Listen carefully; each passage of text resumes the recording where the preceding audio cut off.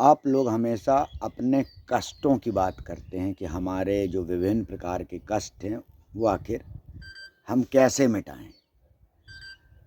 तो एक चीज़ को आप याद रखिए कि श्री राम थे, 4 भाई थे, उनके जो गुरु थे वशिष्ठ जी, वो संसार के बहुत बड़े गुरु में से आते थे। उन्होंने भाग्य नहीं बदला राम का, उन्होंने भाग्य नहीं बदला सीता का, उन्होंने भाग्य नहीं बदला लक्ष्मण का, उन्होंने भाग्य नहीं बदला उस भरत का जो इतने वर्षों तक सिंहासन में ही नहीं बैठा। क्या वो नहीं कर सकते थे कुछ सही? नहीं किया ना, क्योंकि संभव नहीं था।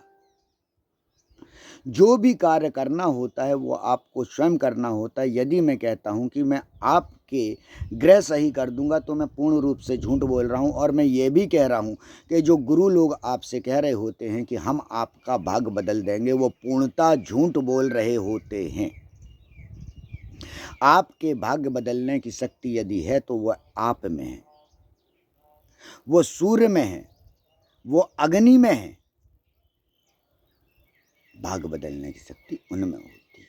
ये पंच तत्व वो जो बने हैं, जिनके द्वारा आप हम पैदा हुए हैं, जिनने हमारा जन्म निर्धारण किया, जिनने हमारी मृत्यु निर्धारण की, उन्हें ही वो शक्ति है कि वो बदल सकें। यदि वो आपके भाग्य बदलने में सक्षम होते तो सर्वप्रथम अपना पूर्ण भाग्य नहीं बदल लेते। क्यों दान लेने की आवश्यकता होती? यदि जिसमें वो ईश्वरी शक्ति है कि भगवान से या किसी देवी देवताओं से या किसी भी तंत्र मंत्र यांत्रिक क्रियाओं से कार्य कर सकता है, तो फिर दान लेने की क्या आवश्यकता है?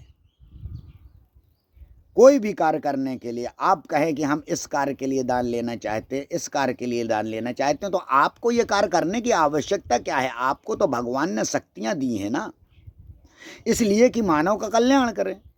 तो आपको तो सिर्फ मानव कल्याण ही करना चाहिए।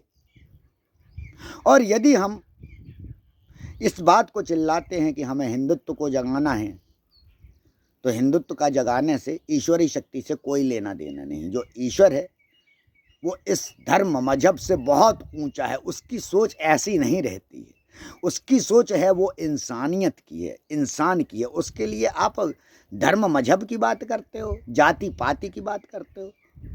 अरे ईश्वर के लिए सभी आत्माएं एक हैं, मेरे लिए सभी आत्माएं एक हैं। चाहे वो पेड़ पौधे कीट पतंगे पशु पक्षी, चाहे वो मानव हो, सभी में समान आत्मा है।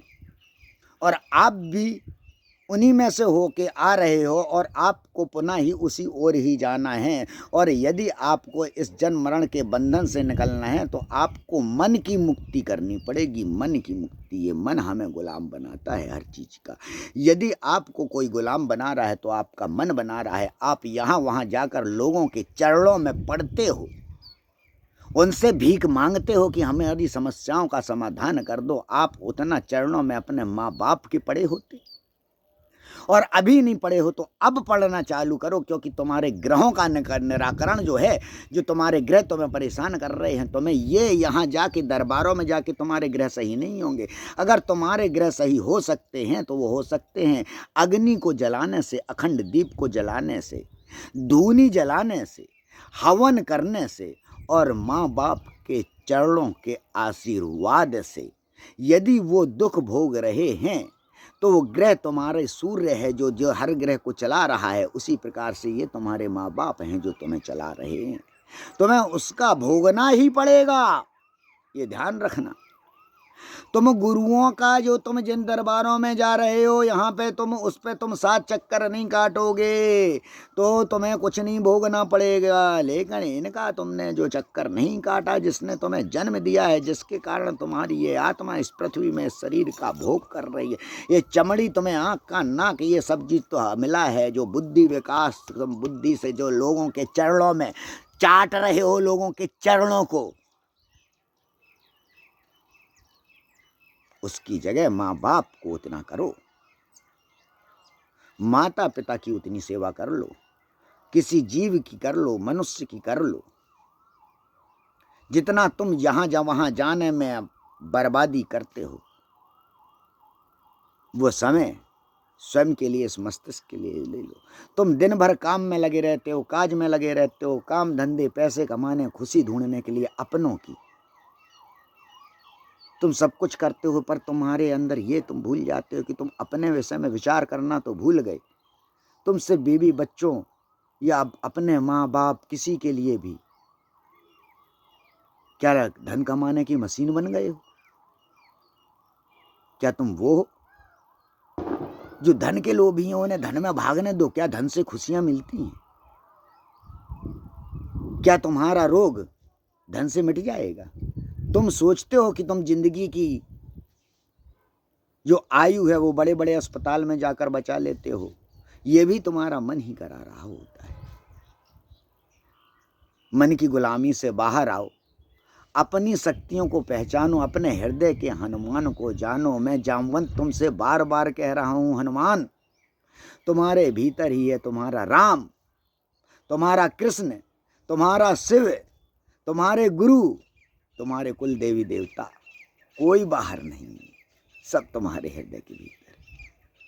मैं उसका दरवाजा खोलना चाहता हूं, अपना दरवाजा खोल दो, उन्हें भीतर से बाहर आने दो। तुम भीतर जाओ तो एक बार, उस ध्यान के माध्यम से तुम उसमें घुस तो जाओ एक बार। वो तुम्हें सब कुछ करने में सक्षम है, सब शक्तियां देने में सक्षम है, तुम्हारे सब कष्ट मिटाने में सक्षम है, और तुम्हें स्वयं सब करना होगा।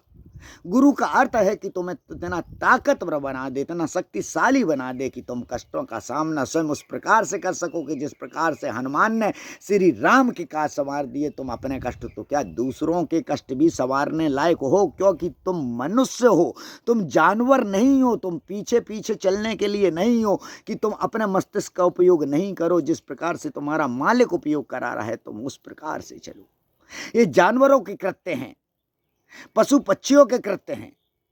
इनसे अच्छे तो वो पेड़ पौधे हैं जो एक स्थान पर रह के आपको अगर फल नहीं दे पा रहे हैं तो कम से कम वो ऑक्सीजन तो दे रहे हैं, जिसके कारण तुम जीवित हो।